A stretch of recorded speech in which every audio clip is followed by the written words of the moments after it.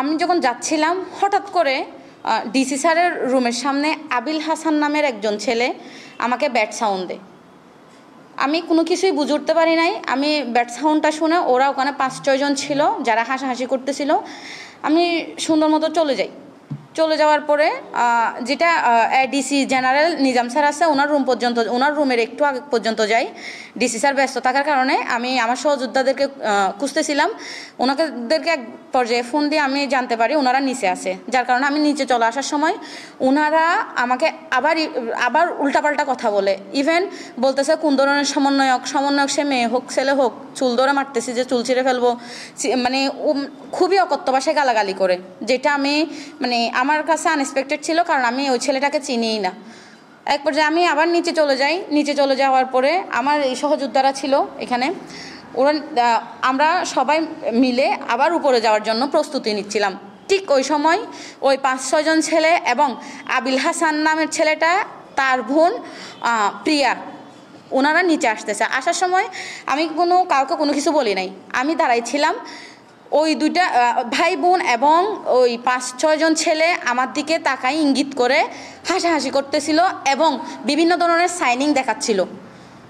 তো আমি আমার সহযোদ্ধাদেরকে বলতেছি যে এই ছেলেটা কেন আমার সাথে এরকম অকথ্য ভাষায় আমাকে গালাগালি করলো এবং এখন নিচে এসে সে আমার দিকে তাকাই কেন হাসাহাসি করতেছে, আমি তো বুঝতেছি না কি সমস্যা তার। তো আমি বলতেছি যে আপু ঠিক আছে, আপনি যেহেতু বড় আপু, আপনি গার্ডিয়ান, আপনি যেহেতু ভাইয়ের সবচেয়ে বড় গার্ডিয়ান, বাইরে আপনি যেহেতু বোন আছেন, তাহলে আমি আপনাকে আপনার ভাইয়ের নামে এলিগেশন দিচ্ছি। আপনার ভাই আমাকে এ ধরনের অকথ্য ভাষায় গালাগালি করছে এবং বিভিন্ন ধরনের টিটকারি সাইনিং দেখাইছে, তার ফ্রেন্ড সার্কেলরা পর্যন্ত ওখানে হাসাহাসি করছে। এরকম বলাতে তারা আমাদের 2-1 সহযোদ্ধার সাথে ওখানে অলরেডি হাতাহাতি দিয়ে দিচ্ছে। মানে আমার সহযোদ্ধা আমার সাথে যারা ছিল তাদেরকে উল্টা সে মারতে আসতেছে ওই রকম। তো আমার সহযোদ্ধারা দাঁড়াইছিল, আমি বলতেছি আপনি এইভাবে কেন আমার সাথে তো বিহেভ করতে পারেন না। ওনার বোন আমার সাথে খুবই রাফ বিহেভ করতেছিল, মানে অনেক বেশি শাউট করতেছিল। আমি বলছি আপু আপনাকে আমি জাস্ট এলিগেশন দিতে আসছি। তার বোন আমাদের সাথে খুবই শাউট করতেছে এবং তারা ওই ছেলেটা আরও কয়েকটা ছেলে ওরা ফোনের মাধ্যমে ডেকে আনছে কিনা কী করছে আমি জানি না, ওরা আমাকে মারতে তেড়ে আসতেছে, বারবার উল্টাপাল্টা বিহেভ করতেছে, মানে উল্টাপাল্টা গালাগালি করতেছে।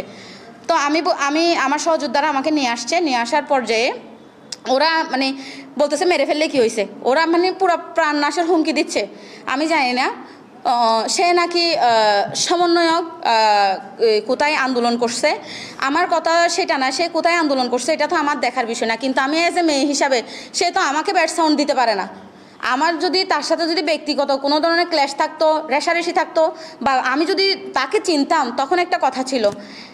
এক পর্যায়ে আমি কক্সবাজার সদর মডেল থানায় যাই। সদর মডেল থানায় ঢোকার সময় দেখতেছি যে সে হাতের বাম পাশে দাঁড়াই থাকছে, তারও আরও কিছু ওখানে ফ্রেন্ড সার্কেল ছিল। আমরা যখন চলে যাচ্ছিলাম তার বোন হাতের ডানে দাঁড়াই ছিল, সে আবারও ব্যাট সাউন্ড দেয়।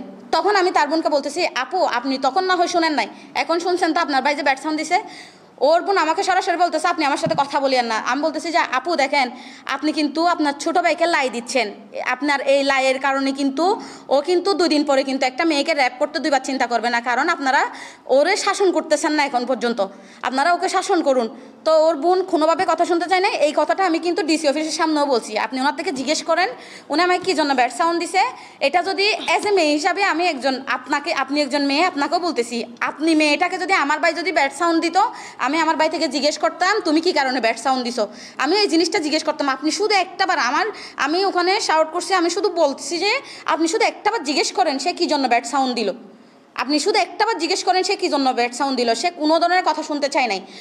সবচেয়ে বড় কথা 5ই আগস্টের আগে তো একটা মানে মেয়েদের উপর তো হামলা করতো, যারা আমরা আন্দোলনে যাইতাম তাদের উপর একটা হামলা করতো কিছু দুষ্কৃতিকারী।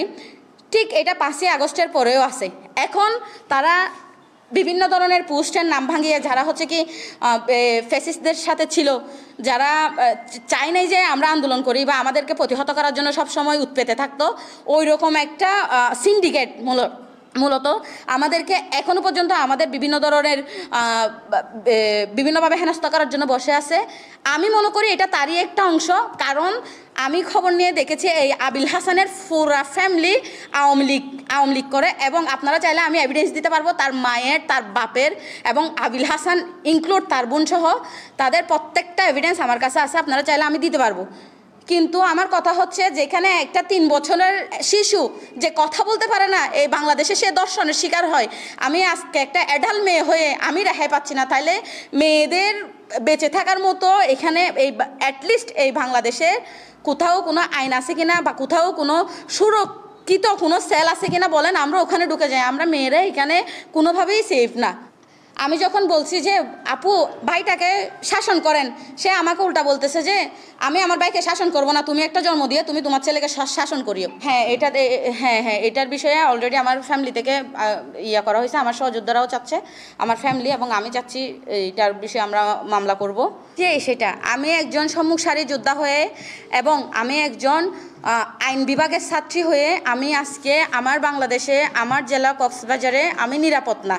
তাহলে একটা সাধারণ নারী যারা কোনো কিছুই চেনে না, অবুঝ নারী বা গ্রামের যেগুলো অশিক্ষিত নারী বলেন বা শিক্ষিত নারী বলেন, যারা বুঝে না, তাদের কি অবস্থা একবার চিন্তা করেন। আমি যখন গেছিলাম তখন হচ্ছে কি আমাদের ডিসি মহোদয় স্যার খুবই ব্যস্ত ছিল। তো আমরা নিচ থেকে উপরে যাওয়ার জন্য আমাদের একটা প্ল্যানিং ছিল। তো আমরা যাওয়ার আগেই কিন্তু ওনারা আমাদের সাথে একটা ওখানে ঘটনা ঘটায় ফেলে, যার কারণে আমরা সরাসরি সদর থানায় চলে যাই। সদর থানা থেকে আসার সময় আমাদের ইফতারের সময় হয়ে যায়। ইফতারটা করে আমরা সরাসরি আপনাদের কাছে শরণাপন্ন হয়েছি। এটা শেষ করার পরে আমরা এটা ডিসি স্যারকে অবগত করবো অবশ্যই।